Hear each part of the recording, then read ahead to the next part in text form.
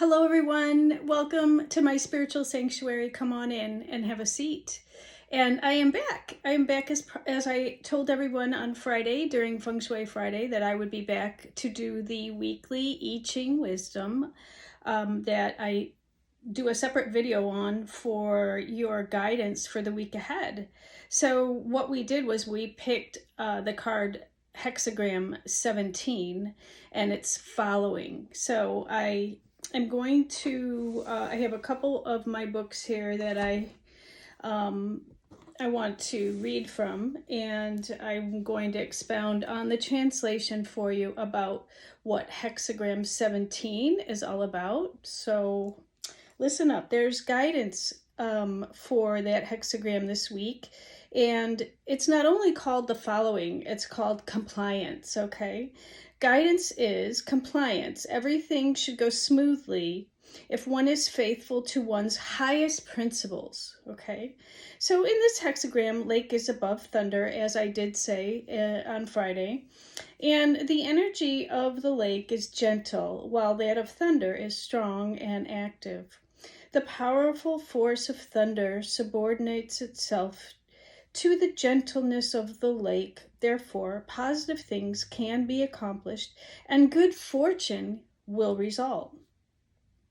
One who is strong-willed usually does not like to obey or listen to those of lesser stature.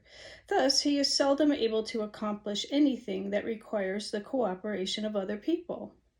However, if one is able to adapt to gentle people by virtue of self-discipline and an open mind, there will be great harmony and real achievement.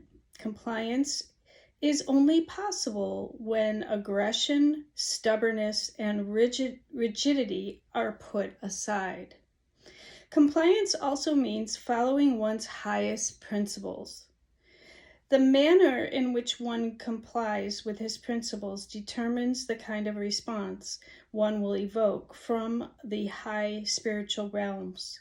Like attracts like, following good principles and maintaining integrity will attract a beneficial response. Complying with negative forces will bring about disaster through the negativity that one attracts. So it is not difficult for the truth seeker to follow the good. The problem is knowing what is good. If an unexperienced person follows one who knows as little as he, the outcome can be disastrous. There are two extreme types of people in this regard. One readily gives consent to whatever other people think is right, and the other stubbornly defends his opinions no matter what others think. Neither view is correct or balanced. What or whom one follows represents one's level of growth. This hexagram gives advice on how to choose and follow someone or something. So, as I said, follow your own inner compass that leads you to your higher power, your higher source, your higher divinity. Know what your principles are, okay? And principles of good virtue. What are those, and follow those. So when you do have somebody who is leading a group or you have somebody who is doing things that are outside of what you believe is truth for yourself and the goodness of your heart, you can correct and move into what is good and righteous and just for you. Therefore, you're following your own principles and your own compliance with the divine force, okay? It is important to recognize that people will fall out of our lives because of this, okay? Sometimes there's people that are peer pressure, we're calling it, want to join into their group or their organization or their team, let's say. And we know that those principles are not good for us. We don't believe in the same things they believe in, okay? And therefore, we do have to bow out we have to bow out, and even if it means being alone for a while until you find your new soul tribe, those people who do believe and think the same like attracts like. So you want to find people who have the same love for life or the same things that you like in life, a partner that is in alignment with your own truth and values. One of the things that we learned about in NLP, neuro-linguistic programming, when I became a life coach, was that people will live their life according to their top 3 values. So if you are having conflict with a partner, it's because you don't have the same values in the top 3 positions. Somebody is living their life according to their own set of values, and what is important to me may not be important to somebody else. That relationship is out of alignment. It's out of congruence. And basically that's what it's saying here. So it's important to have conversations with those people that you're partnering up with about their values. Do we have the top 3 values that we are aligning with our life? Because ultimately you can fake it for a while, but you will go back to those top 3. So it's important to know what those are for yourself. And, I would say write down those 3 values that are important to you. And if you don't know, then just look at your life, how you live your life.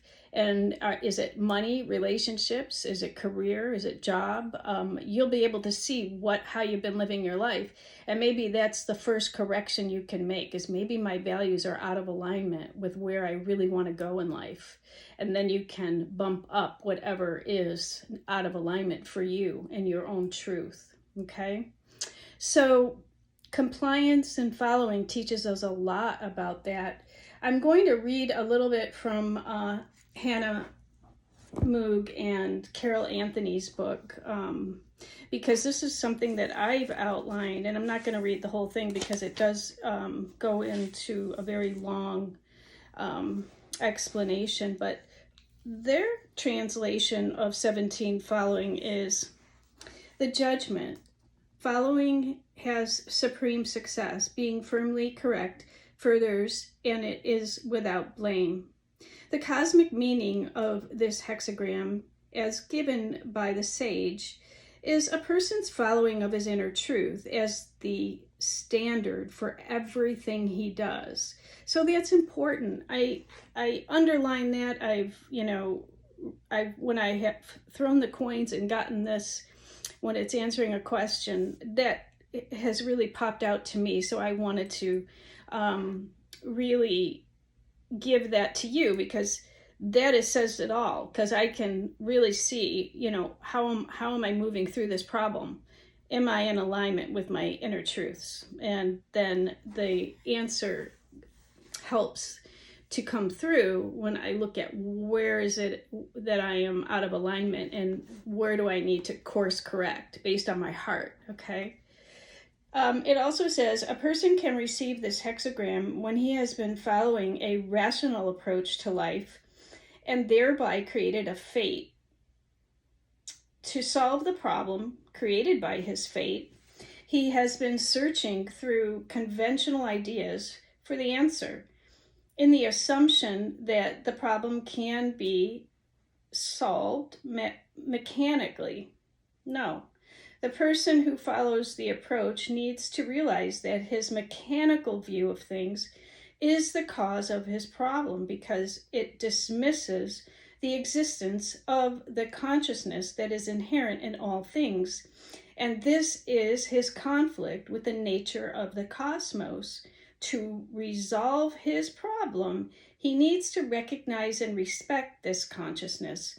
Before he can do that, however, he must first rid himself of the idea that everything is a matter of mechanics. Okay, so this is interesting because I just came from Unity Church, and the service was about following your heart.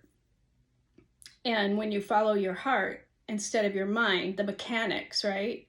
I'm making decisions based on my logic, my mind, the mechanics, and not going into the consciousness of my awareness of my heart. Where's my heart? What does my soul want? What is my soul searching for?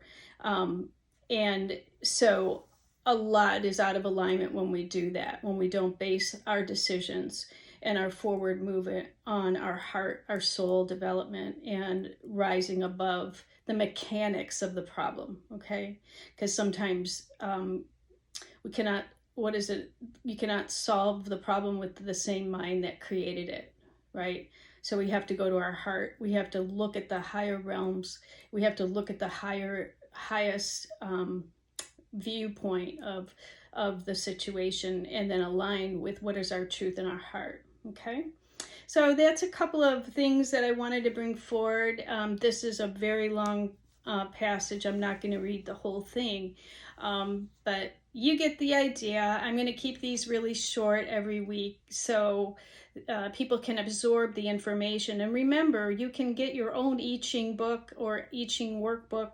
The I-Ching workbook is really easy to understand, and also you can just Google the hexagram online and receive additional information. Something may jump out to you, and I hope this has been helpful for you this week. I want to thank you for joining me today. Happy Mother's Day, everyone, and a happy Mother's Day to everyone. If I didn't catch you on Friday, I hope you're having a wonderful weekend, okay? Please like, share, and subscribe to the channel so that you can continue to get these videos, and it does keep the ratings of the channel up so I can continue making videos for all of you.